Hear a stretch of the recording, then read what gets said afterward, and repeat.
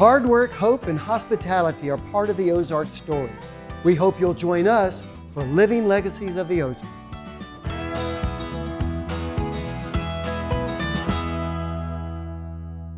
Welcome to Living Legacies of the Ozarks. My name is Hayden Head, and it's my distinct pleasure to be with our guest, Mr. Ed Akers. Ed is a native of the Ozarks. His family goes back some 6 generations, and I believe that he may have participated in every facet of Ozark Mountain country.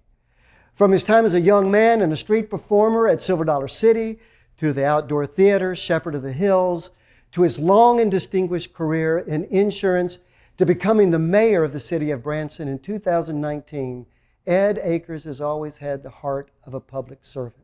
So Ed is very much a living legacy. I'm so proud to be with him today. And Ed, welcome to Living Legacies of the Ozarks. Well, thank you. You said some very kind things about me. I appreciate it.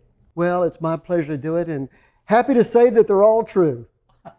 That's a good place to begin. We might embellish on some of it, but that... Well, embellish, but one thing I should mention is that we are in a living legacy of the Ozarks right here in Edwards Mill at the beautiful campus of College of the Ozarks. This is a working mill, Edwards Mill. It continues, students continue to produce flour and different products.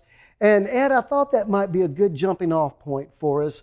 What can you tell us about the role that grist mills played for those earlier Ozark generations in their cultural life? You're right. I've been blessed to grow up here in the hills and familiar with a lot of the early days and what people did, because these hills were not very friendly to come into. It was difficult to get around. Even during the springtime, the steamboats that would come up the White River couldn't come up to Forsyth unless it was flooding, and that was the only time of the year. But the people that settled here settled back up in the hollers and the hills, and they needed somewhere where they could go to grind their flour or their wheat or whatever into flour, their corn into cornmeal. The mills played an important part.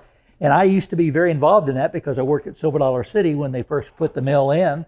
And then when we had the fire in about 1962, I had to replace the mill. And so I'm real familiar with French stone burrs and all kinds of the equipment that has to take place. So this is home. Well, it is, isn't it? So where does one go to find a French burr to rebuild a mill out at Silver Dollar City?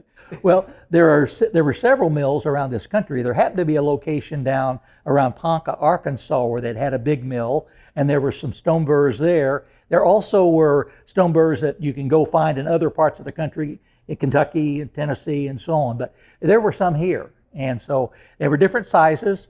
The bigger ones that they used at Silver Dollar City weighed almost a half ton, 1,000 pounds on each of the slabs. So they were not easy to move around.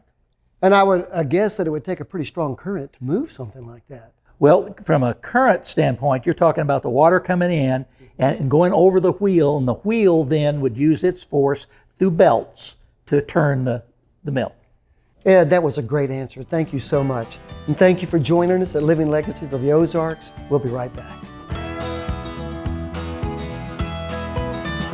Living Legacies of the Ozarks is sponsored by Ozark Mountain Legacy. For more information, go to ozarkmountainlegacy.org.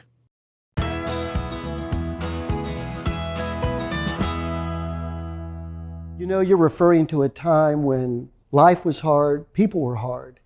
And one of the things that we're interested in, I'm interested in particular, is how do you understand the virtues, the values of those people back then that enabled them to handle the hardships that they did and to prosper? You know, Hayden, the people that came here for different reasons. My Akers side of the family came here from Kansas, and they came here because after the Civil War there were raiders and things that occurred that they wanted to get away from, and they wanted to be able to have some safety and security. And they would look for a couple things to do. They would look for a piece of property that had a spring that they could get access to so they'd have water. And then they may look for a place that's fairly close to an area where they can get, the stone mill working for them. Or they would be close to a store of some kind that they could go to. General stores they handled everything. But around the Reed Spring area where my Akers family settled, that was an area that had spring, and it had some industry, and people came there, and so they settled there.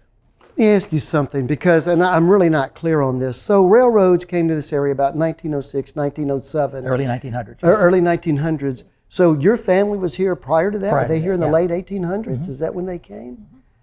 Came down by wagon. My grandpa Akers was like 5 or 6 years old, rode in the back of a wagon coming into these hills. And they followed the ridge roads. There was an old road that came from Springfield to Harrison, Arkansas, that ran along the ridges all the way down. And if the White River was flooding, you had to wait till it would go down. And so it was a time when they had to plan ahead, and it took forever, it seems like, to be able to get from one place to another.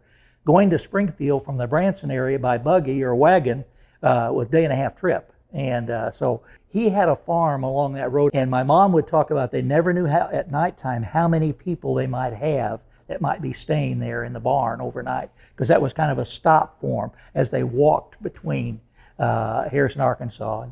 And she wouldn't know how many were coming to the kitchen table, but her job was to set the table, so she needed to know that, and she never knew exactly how many they might have. My mom talked of it as almost like an adventure. You never knew who was going to be at the table and what kind of stories they might tell or what kind of background they might have had.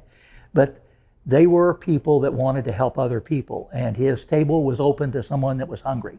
And so people would come, and they would sleep out in the barn on the hay and then get on their way the next morning, either north or south, whatever direction they were going. Do you have stories from that time or anything that comes to mind from your family history? A lot of the local people, for the first time ever when the railroad came in, really had something they could make cash at. They didn't have a lot of money.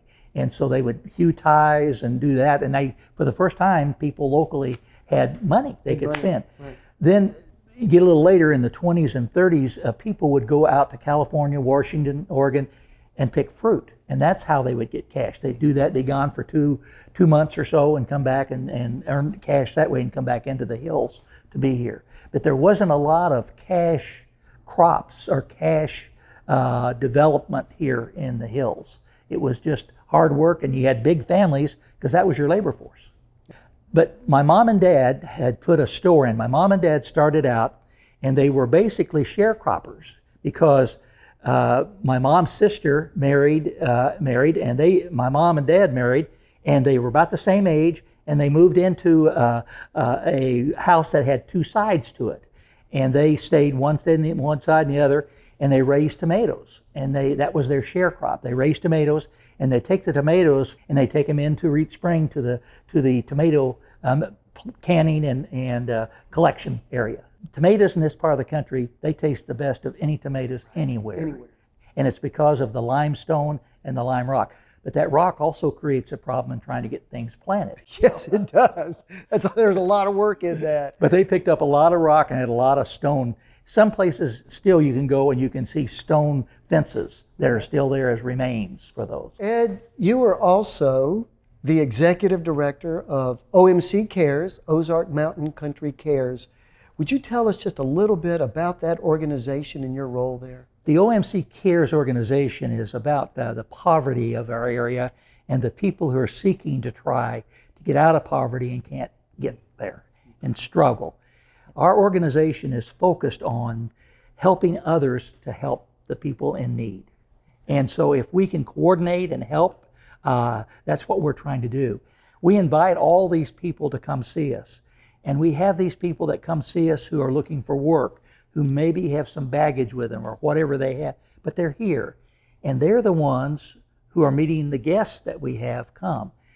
We need to have them have as much hope as they can so that they can greet our guests properly. But a lot of our workforce, a lot of folks that are here in the area came here to try to find work. And sometimes they don't have all the tools they need to be able to do that.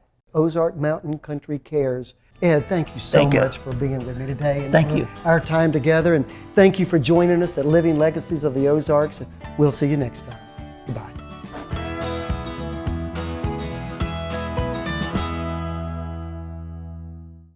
Living Legacies of the Ozarks is sponsored by Ozark Mountain Legacy. For more information, go to ozarkmountainlegacy.org.